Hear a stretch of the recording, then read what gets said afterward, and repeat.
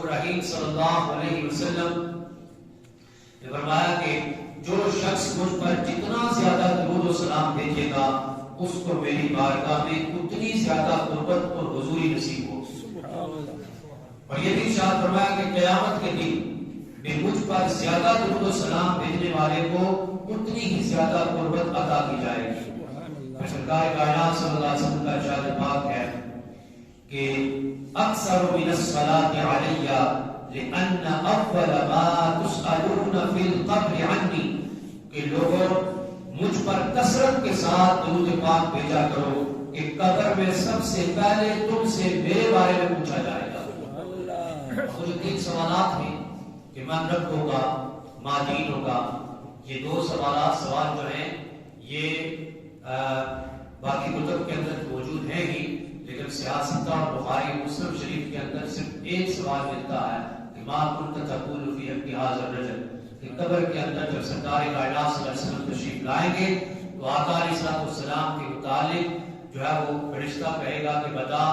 اس ہستی کے بارے میں دنیا کے اندر تو کیا کہتا رہا ہے، دنیا میں تیرا کیا خیال، تیرا کیا گمان تھا. تو اگر تو وہ دنیا کے اندر اس کے برد زبان یہ رہا کہ نبی میری طرح ہے، جس طرح میں کہتا ہوں ویسے نبی کہتا ہے، جس طرح میں سوتا ہوں ویسے نبی سوتا ہے، جس طرح میں چلتا ہوں ویسے نبی چلتا ہے، جس طرح میں پیدا ہوا ہوں ویسے نبی پیدا ہوا ہے. گویا نبی کو اپنے جیسا سمجھتا رہا. تو صوفیاء کہتے ہیں کہ قبر میں جس کا دنیا کے اندر یہ خیال رہا کہ حضور میری طرح ہے، قبر میں اس کو حضور اپنی طرح لگیں گے، وہ حضور کو پہچان نہیں سکے گا. تو گویا جس کا دنیا کے اندر یہ خیال رہا کہ سرکار کائنات صلی اللہ علیہ وسلم کو اللہ تبارک و تعالیٰ نے سارے نبیوں کا امام بنا کر کے بھیجا ہے، تو قرآن کے اندر اللہ تبارک و تعالیٰ نے فرما دیا کہ قل انما انا بشر مثلکم، لیکن یہ بشریت سرکار کائنات صلی اللہ علیہ وسلم کی ویسی نہیں ہے، وہ تو تمام بشروں سے بھی افضل ہے.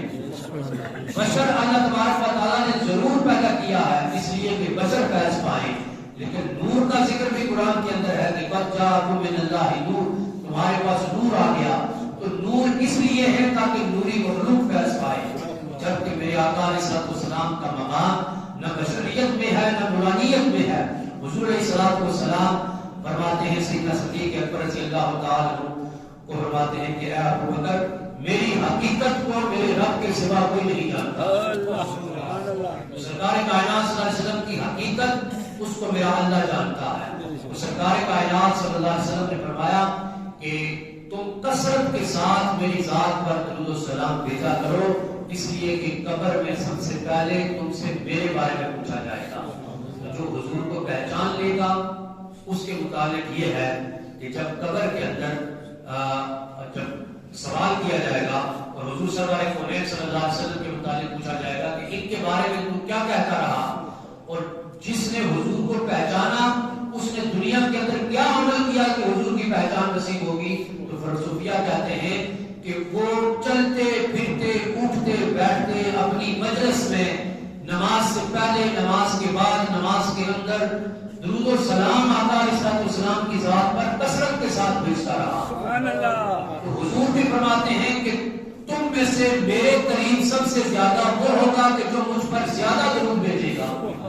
تو حضور کی قربت کب نصیب ہوگی کہ جب ہم حضور علیہ السلام پر درود و سلام بھیجیں گے. تو اب جب وہ جو درود سلام پڑھنے والا ہے اس سے فرشتہ پوچھے گا کہ بتا اس ہستی کو پہچانتا ہے، تو وہ یہ کہے گا کہ مر کے پہنچا ہوں یہاں اس دل ربا کے واسطے، تو مجھے یہ کہتا ہے کہ اس ہستی کو جانتا ہے. وہ کہے گا کہ میں دنیا کے اندر سرکار کائنات صلی اللہ علیہ وسلم پر درود و سلام بھیجتا رہا اور آج کے دن کا انتظار کرتا تھا کہ وہ پڑھا ہوا درود و سلام میرا آج اس کام آئے گا کہ میں حضور کو پہچان لیا میں نے اور میں نے حضور علیہ السلام کا دیدار کر لیا. اب حدیث کے الفاظ ہے کہ وہ فرشتہ یہ کہے گا کہ نم کنو مندل بروس، فرشتہ یہ کہا کہ پھر تو سو جا، یعنی پہلی رات کی دلہن کی طرح سو جا. تو فرشتہ کہے گا جب یہ کہے گا کہ تو سو جا تو وہ آگے سے کہے گا کہ تو مجھے سونے کی بات کرتا ہے کہ بھلا اس کو نیند کب آتی ہے کہ جو ایک دفعہ سرکار کائنات صلی اللہ علیہ وسلم کو دیکھ لے. تو وہ پھر یہ کہتا ہے کہ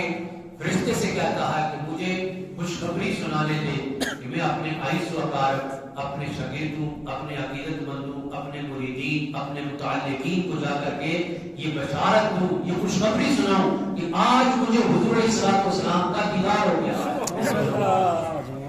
اور پھر فرمایا کہ دوسرے شخص کا کہ جو حضور سرور کونین صلی اللہ علیہ وسلم کو پہچان نہیں سکے گا، اس کے بارے میں کیا ہے؟ تو فرمایا کہ جب اس سے پوچھا جائے گا کہ بتا اس ہستی کے بارے میں، تو وہ سر ہلا دے گا کہ نہیں پتا. تو اللہ رب العالمین فرشتے سے حکم فرمائیں گے کہ اے فرشتے اس کا روشن دان جہنم کی طرف کھول دے، اور پھر قیامت تک اس کو جہنم کی تپش، اس کی بدبو اور اس کی جتنی بھی جو عذاب ہے جہنم کا، وہ اس کے قبر کی طرف جب روشن دان کھلے گا تو وہ محسوس کرے گا. اور جب جو پہچاننے والا ہے سرکار کائنات صلی اللہ علیہ وسلم کو، اس کے متعلق اللہ رب العالمین فرشتے سے کہیں گے اس نے میرے محبوب کو پہچان لیا ہے، اس نے اپنے محبوب کریم نبی صلی اللہ علیہ وسلم کا دیدار بھی کر لیا ہے، لہذا آج سے اس کی قبر کا روشن دان جنت کی طرف کھول دے. اور پھر قیامت تک اس کو جنت کی خوشبوئیں ملتی رہے گی،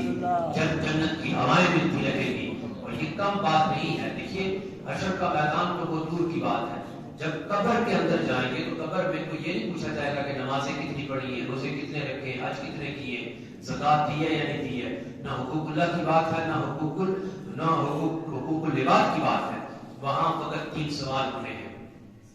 اور یہ تیسرا سوال صوفیہ کہتے ہیں کہ یہ لازمی ہے، اس کے نمبر زیادہ ہیں. امتحان جو ہوگا نا قبر میں، اس کا پاس فیل ہونے کا معیار یہ آخری سوال ہے. یہ کیوں رکھا؟ اس لیے کہ رب کو تو سارے ہی مانتے ہیں،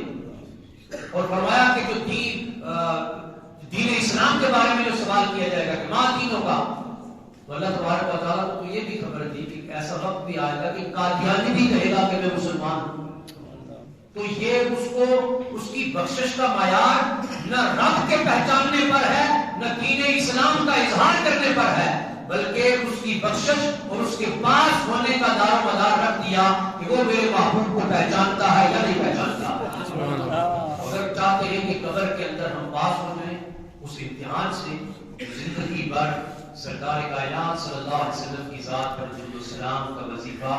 جاری و ساری رکھتے رہیں. اسی لیے چونکہ ہمیں صوفیہ سے یہ بات ملی ہے کہ درود و سلام کا ورد کرتے رہے، اللہ تبارک و تعالیٰ دنیا بھی سنوار دے گا اور آخرت